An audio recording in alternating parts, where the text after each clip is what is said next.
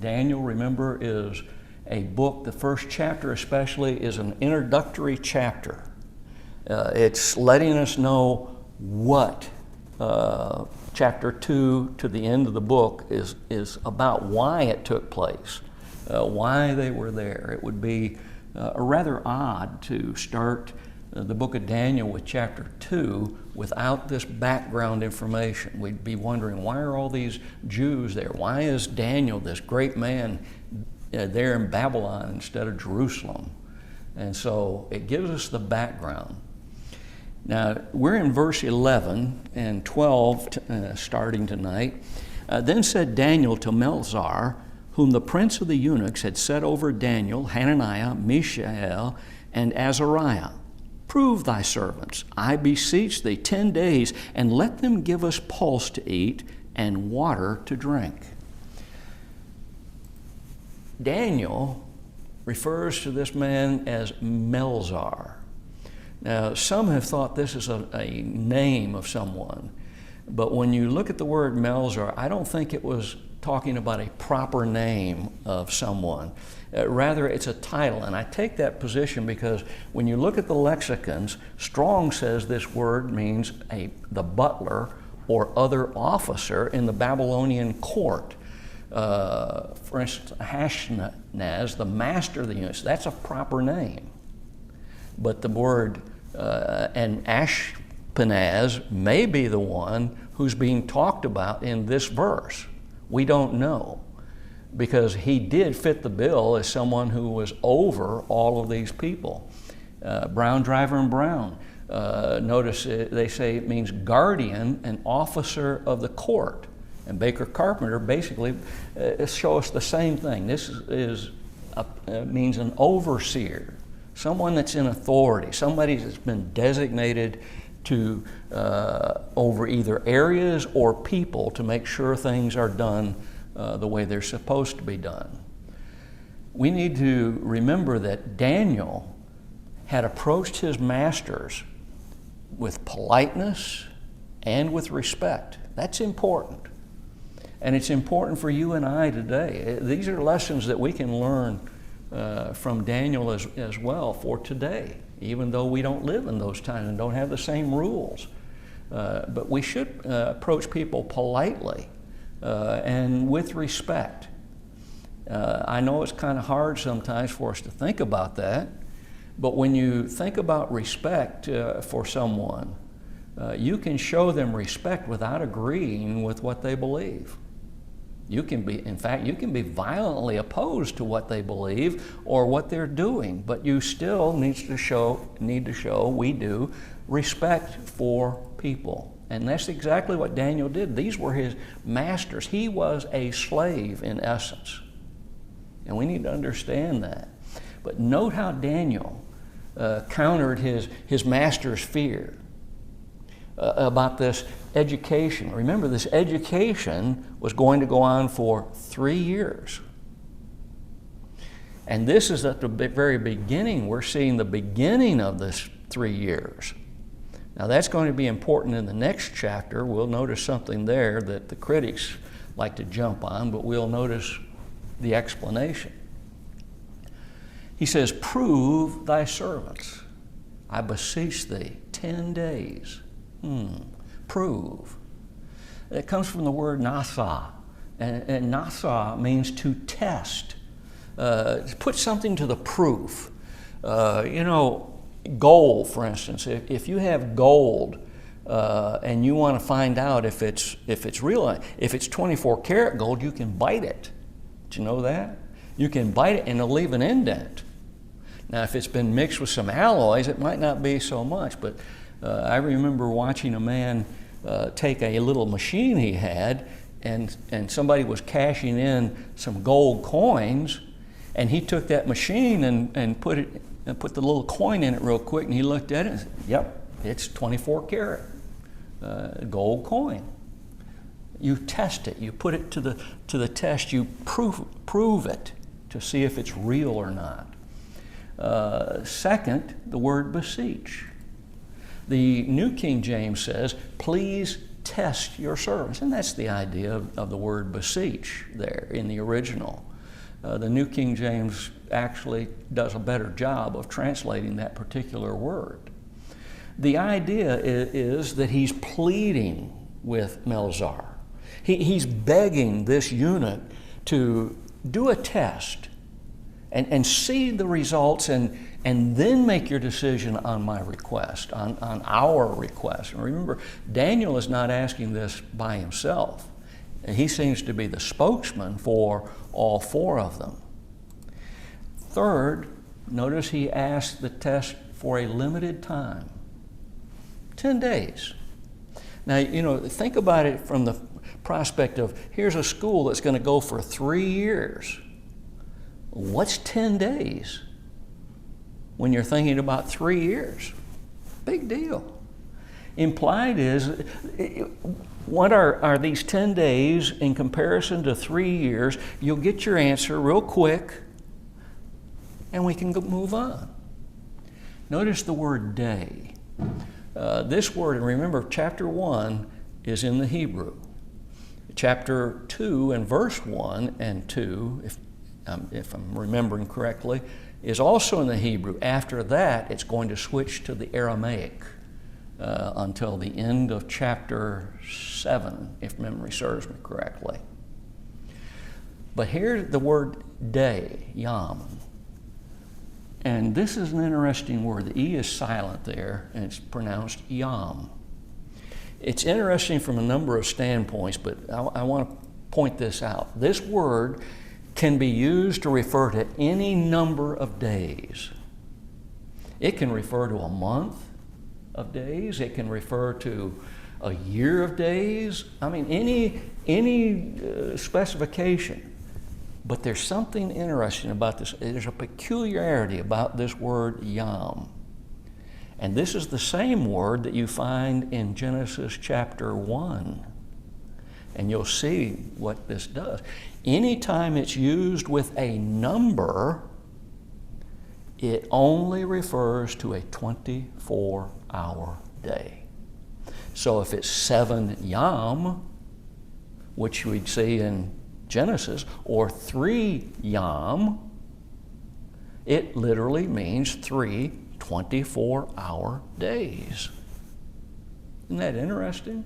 We don't really have to have that because we can look at some passages in the Psalms that show very clearly, it's talking, the same word being used is talking about 24-hour time periods. And so when we consider that information with Genesis chapter 1, you've learned something else tonight. It's one of the ways, among many, there are a number of ways to show that those were literal 24-hour days that were being spoken of. In 26 24-hour days, God created everything that's physical. So Daniel is asking for a specific amount of time, 240 hours, to prove his point. Pulse. Give us pulse to eat and water to drink. All three of the lexicons that I checked listed pulse primarily as vegetables. Strong, Brown, Driver and Brown, and Baker Carpenter. This would also, though, include grain. Why? What do vegetables come from? Seeds, right? What is wheat? It comes from a seed. What about a pear tree or an apple tree? It comes from a seed. And that's the idea of something that is sown or planted that is behind this word. And all of this, Daniel is basically saying, if we look as good or the same or better than they do, then grant us our request, pulse and water, after this time period. There's some important points here to be made. Daniel was absolutely determined that he was not going to violate God's law. I am not going to violate any restriction that God has placed on me. Well, what would be the problem with eating meat? Flesh is the problem. What kind of flesh? Oh, I can't eat catfish under God's law. Can't have that good old barbecue. That's pork. But I can have lamb. See, it's not a matter of you can't have meat, flesh, as we normally think of meat, the word meat. They could have meat, but they couldn't have certain kinds of meat. But he says, just get rid of all flesh. He was determined not to give up on his efforts. There's another lesson. Don't give up. What did Jesus teach us about this? Didn't he talk about the woman that kept pestering the judge and trying to get him to give a ruling on some matter that she had? And what did Jesus tell us? Don't give up. Keep on. He could have said, well, I tried. Now, a lot of folks do that. They'll say, okay, I'm going to try, and then when I get shot down and say, no, we're not going to do that, okay, that's it, I tried. But he didn't do that. He didn't give up. Look at verse 13 and 14. Then let our countenance be looked upon before thee, and the countenance of the children that eat of the portion of the king's meat, and as thou seest, deal with thy servants. So he consented to them in this matter and proved them 10 days. Melzar's fears are pretty reasonable, don't you think? Because you got to remember the times. These were absolute monarchs over their kingdoms. If he said, jump, you'd said, how high? If he said, if you do this or that, I'm going to kill you, you're going to be killed if you do it. And so Melzar serves this kind of king. And you see this kind of king later in context, don't you? Of the book. You see he can be ruthless. Daniel's request was reasonable, and it was a request that was basically wise. It was a request based on wisdom. He thought this thing through, and it was perfectly reasonable what he was requesting. Remember what James told us? If any of you lack wisdom, let him ask of God. Where do you think Daniel got his wisdom from? And wisdom, remember, according to the psalmist, is based on what? Fear of God. If I fear God, that's the beginning of wisdom. God had already determined the outcome of this test. Daniel didn't know. He had faith that God was going to show them better than those others that were tested. He had faith in that, but he didn't know. Maybe what he was asking was contrary to God's will. How many times do you and I ask for something that later we realize, man, it wasn't good. I'm glad I didn't get that. I'm kind of reminded of a song that I heard that was popular. It was one of the lyrics I think it was thank God for unanswered prayer. Well, that's not scriptural. But I think it would be proper to say, I thank God that He didn't answer my prayer on that issue. Give me what I wanted. How about you? What do you think?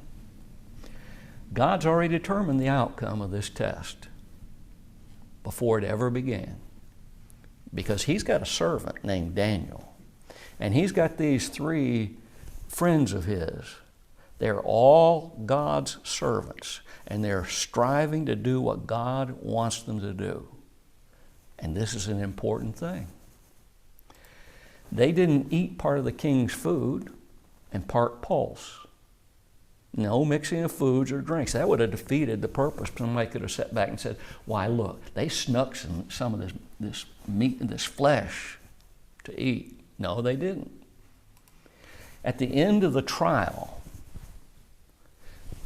who was going to compare, who are these four Hebrew boys going to be compared to? And notice I'm calling them boys. These were probably around the age of 15 to 17, probably more like 17. The other students who ate the food, are they the ones that they're going to be compared to? That is, all of them? Or is it possible that he was talking about the other Hebrew children who may have been brought to that school, who have compromised themselves and are not eating the king's food, or are eating the king's food without any decision about what's good and what's not, what's right and what's wrong. Look at verse 16. Thus Melzar took away the portion of their meat, food, and the wine that they should drink, and gave them pulse. Thus, I forgot verse 15. At the end of 10 days, their countenances appeared fairer and fatter in flesh than all the children which did eat the portion of the king's meat. Thus Melzar took away the portion of their meat and the wine that they should drink, and gave them pulse. Look at the results of the test. Overwhelming success. They didn't just look the same as everybody else, whoever it was that they were compared to, whether it was Hebrews or everybody that was in this school. These young men had put their trust in God, and God answered. Fairer and fatter. I want to ask you a question. We're going to bring this up later. What do you think was Daniel's reaction when Melzar said, "You look fatter and better. You're healthier"?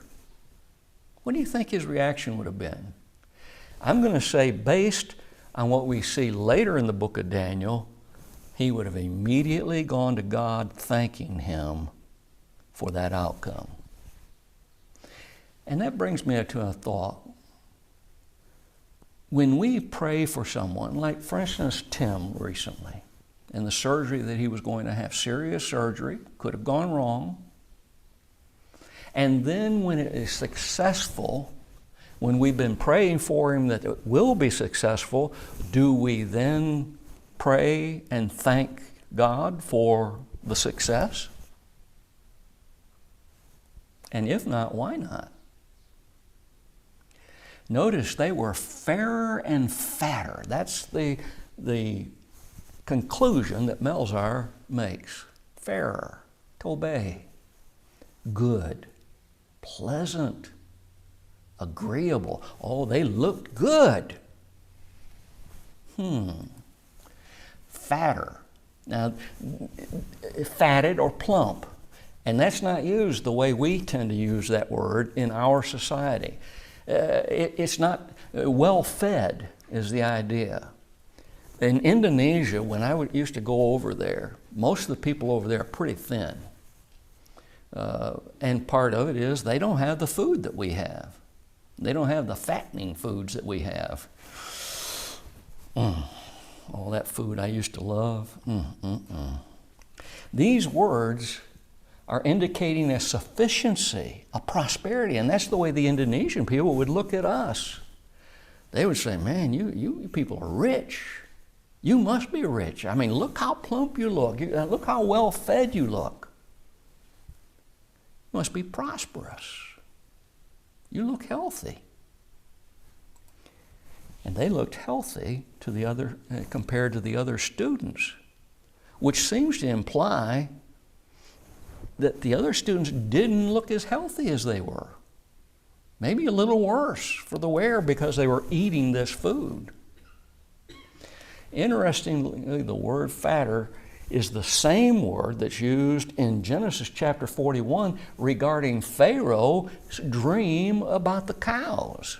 Exactly the same original word. They were fatter, they were healthy. And the other 7 were not healthy. obviously, by the description of them. NPR made this statement. They said, these three writers wrote this commentary, and they said the Bible does not really teach that God helps those who help themselves. But it does teach that He rewards those who are moved by faith and who diligently seek Him. Hebrews 11:6. Might we many times think, well, you know, today people, the doctors tell us, and they're starting to move a little bit away from this because they're beginning to realize they made a terrible mistake. Oh, if you eat more vegetables and fruits in your diet and less meat, flesh, you'll be a lot healthier. Well, they're starting to realize that's not right. That's wrong. It causes more problems than it helps. We might think, oh, if I eat this food, I'm helping myself to be healthy, and God wants me to be healthy, so I'm helping God.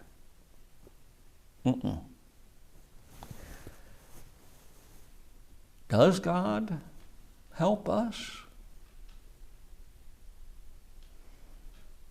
We talk about providence all the time, don't we? But I don't know how providence works, do you? 3 great lessons, I believe, that need to be learned from this text. It's always right to do right. Daniel, what are you going to do? It's right for me not to eat certain kinds of flesh, and it's right for me not to drink fermented beverages. I am not going to do it no matter what. It's always right to do right. God says it's right. That's it. It's always wrong to do wrong. We learn that from Daniel. It's always wrong to do what God says is wrong, not what some other human being says is wrong. I don't know about y'all, but I've been told many a time about things that I was doing wrong, and it was just a matter of opinion as to how you do it. One way or the other wasn't wrong. It both accomplished the same purpose. It's what God says is right or wrong. And it's always destructive to compromise between God's instructions and the desires of the world. It's always destructive. It will always cause a problem with our spirituality, our faith, our relationship with God. Look at verse 17. As for these 4 children, God gave them knowledge. Watch this. God gave them knowledge and skill in all learning and wisdom, and Daniel had understanding in all visions and dreams. How did God reward the faithfulness of Daniel, Hananiah, Mishael, and Azariah? He gave them knowledge. All 4 of them got knowledge. Well, how is knowledge normally obtained? Knowledge is normally attained by opening a book and studying what it says and thinking about it, mulling it over, rolling it around in our minds, what we've read. But here, God gave them something extra besides what they had learned. Remember, they're in a school, they're learning from books. He gave them some extra knowledge. Observation and study is how we learn, isn't it? That is burning the midnight oil. That's how we learn. Observation and study. It can be something that we see happening, and it ends up badly, so we learn. Our knowledge is benefited by watching that thing take place and watching how those actions resulted in something bad. On the other hand, it's just the opposite. We see something done, it turns out good, and okay, we've learned something. We have knowledge. When we look at the above phrase, it's not speaking about normal knowledge. God gave them something knowledge that was beyond what they had learned in this school. It's speaking about some miraculous knowledge. Same thing that we see pointed out in chapter 12, 13, and 14 of 1 Corinthians. There's a spiritual, a miraculous knowledge that was available to them at that time, but a time was coming when something better was going to be in existence, and those things would be done away with. Isn't that right?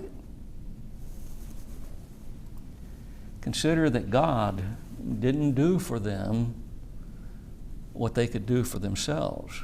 That book learning, they could do that by themselves. He gave them something they couldn't do for themselves, and yet they desired.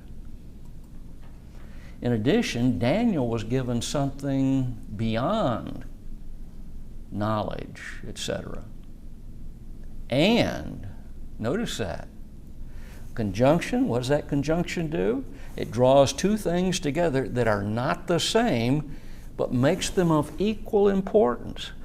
And means that Daniel not only got the knowledge and etc. that his friends got, but he got something in addition. Understanding in all visions and dreams. Now that's going to be important when we get to chapter 2. He got understanding in all visions and dreams, and I'll just tell you right now, his friends didn't. They did not get understanding in visions and dreams, and we'll see that. When Nebuchadnezzar dreamed, the meaning of his dreams were not revealed to Hananiah, Mishael, and Azariah. They were revealed to Daniel, and it's going to be very clear in chapter 2. But Daniel did ask for their help, didn't he? He asked for them to pray. We're looking ahead. We know what's coming. We've already read it, right? We know what's coming. He's going to ask them to help him in his prayers to God for an understanding of what the vision or the dream was and what it meant. That's in verses 17 through 18 in chapter 2. Daniel goes to his house. Look at what the first thing he did was. He made the dream, or made the request of the king, made it known to Hananiah, Mishael, and Azariah, his companions. And he asked them to go with him, to pray with him for the mercies of God concerning this secret, this mystery. We'll come back next week with Daniel chapter 1 and verse 18 and 19.